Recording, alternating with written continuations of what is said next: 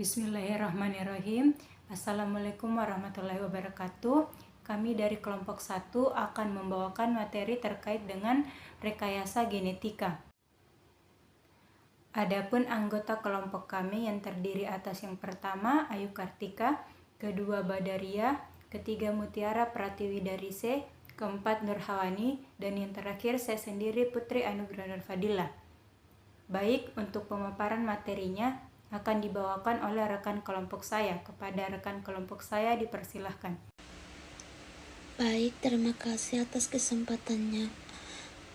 Pengertian rekayasa genetika yaitu manipulasi materi genetik terutama DNA untuk mengubah, memperbaiki, atau meningkatkan organisme.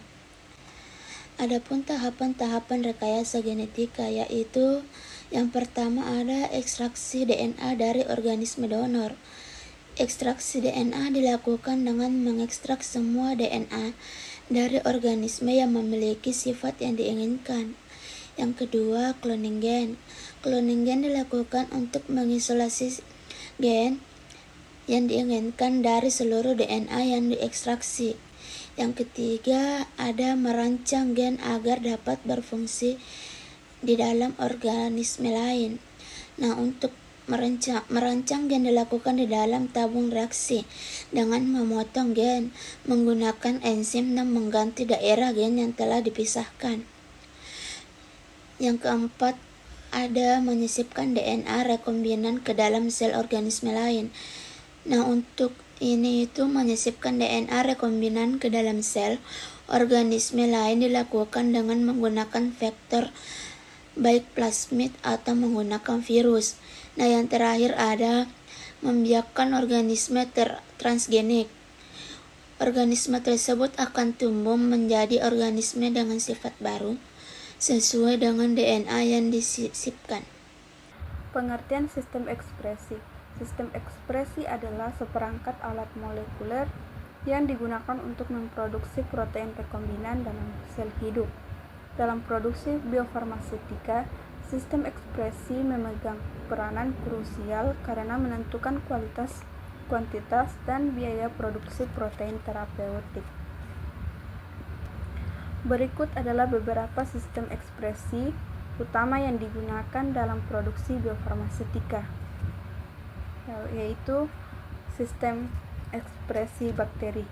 Sistem ekspresi bakteri ini terbagi menjadi dua, yaitu E. coli yang merupakan sistem ekspresi yang paling umum digunakan karena pertumbuhannya cepat, biaya kultivasi rendah, dan teknik manipulasi genetiknya yang mampan. Yang kedua, bakteri gram positif atau Bacillus subtilis, yaitu alternatif untuk E. coli, terutama untuk protein yang perlu disekresikan ke media kultur dan mempermudah proses pemurnian. Selanjutnya, sistem ekspresi sel mamalia.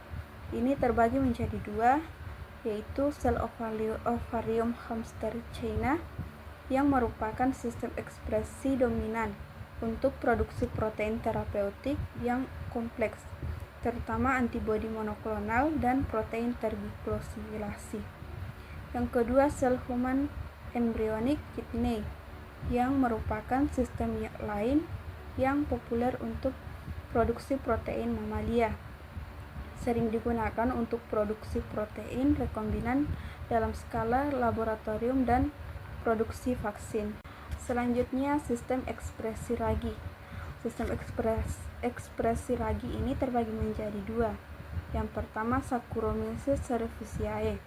Ragi merupakan eukariot uniseluler yang lebih mudah dimanipulasi genetiknya dibandingkan sel mamalia dan mampu melakukan beberapa modifikasi pasca translasi. Yang kedua, Pichia pastoris. Ragi metilotrofik ini yang mampu menghasilkan protein dalam jumlah tinggi dan melakukan glikosilasi yang lebih homogen dibandingkan Saccharomyces cerevisiae.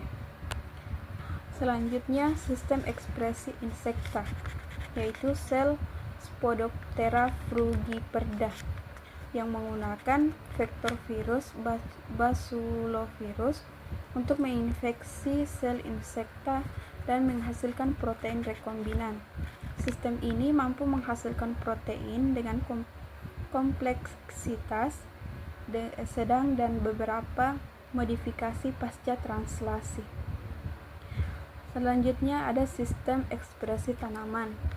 Tanaman utuh atau kultur sel tanaman merupakan alternatif yang berpotensi murah untuk produksi protein rekombinan dalam skala besar, terutama untuk protein yang tidak memerlukan glikosilasi manusiawi.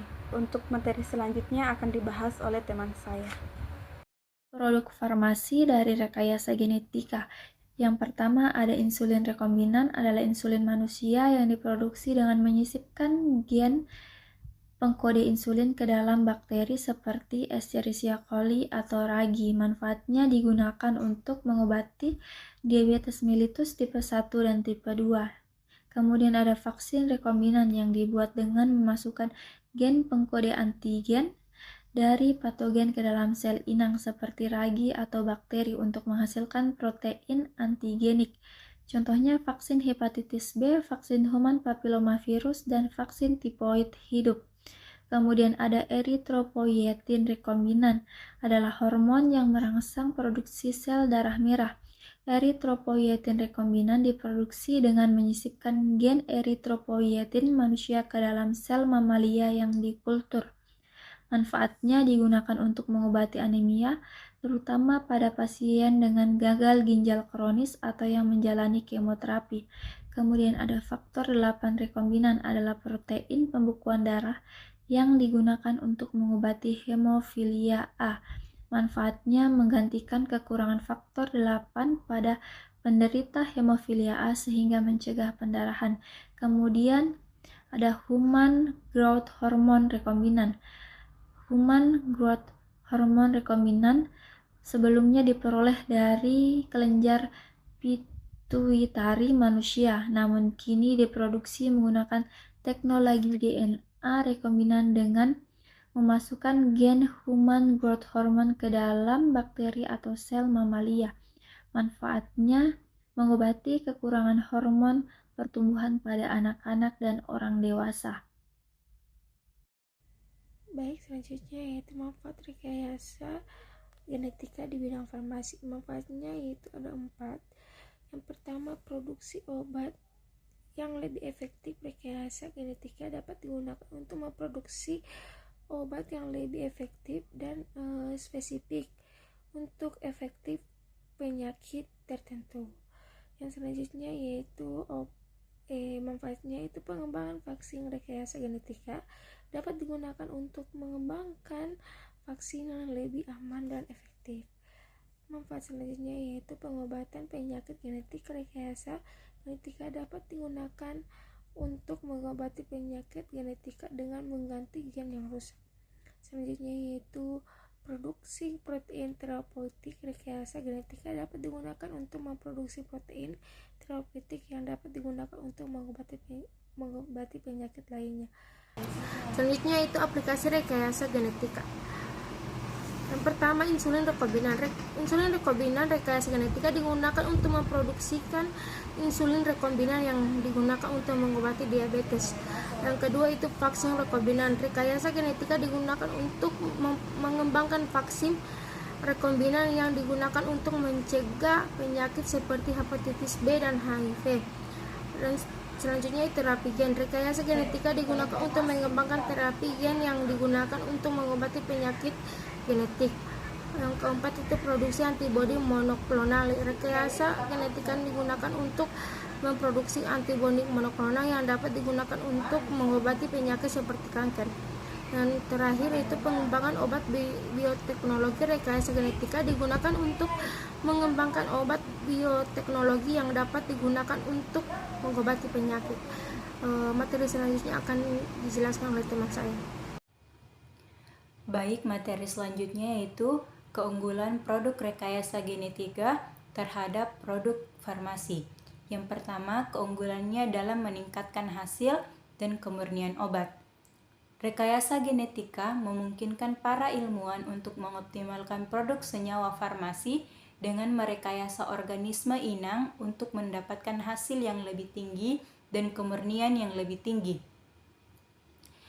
Melalui penyuntikan gen, para peneliti dapat menyempurnakan jalur metabolisme mikroorganisme untuk memaksimalkan produk obat yang diinginkan. Ketepatan ini memungkinkan produksi obat-obatan yang berkualitas tinggi dengan cara yang lebih hemat biaya dan berkelanjutan. Yang kedua, keunggulannya dalam mempercepat pengembangan obat. Rekayasa genetika telah mempercepat pengembangan obat dengan memungkinkan terciptanya model untuk menguji kandidat obat, seperti tikus yang direkayasa secara genetika untuk model seluler dengan mutasi gen tertentu. Model-model ini memberikan wawasan berharga tentang kemanjuran dan keamanan obat yang pada akhirnya menyederhanakan alur pengembangan obat. Yang ketiga, keunggulannya dalam pengembangan vaksin. Rekayasa genetika dalam pengembangan vaksin memerintahkan sel agar memproduksi protein lonjakan yang tidak berbahaya yang ditemukan pada virus, yang memicu respon imun tanpa menyebabkan penyakit. Teknik rekayasa genetika sangat penting dalam produksi vaksin. Misalnya, vaksin mRNA seperti vaksin COVID-19 dan Pfizer-BioNTech dan Moderna. Yang keempat, yaitu keunggulannya dalam resistensi dan adaptasi obat. Rekayasa genetika dapat digunakan untuk mengadaptasi dan menciptakan pengobatan baru.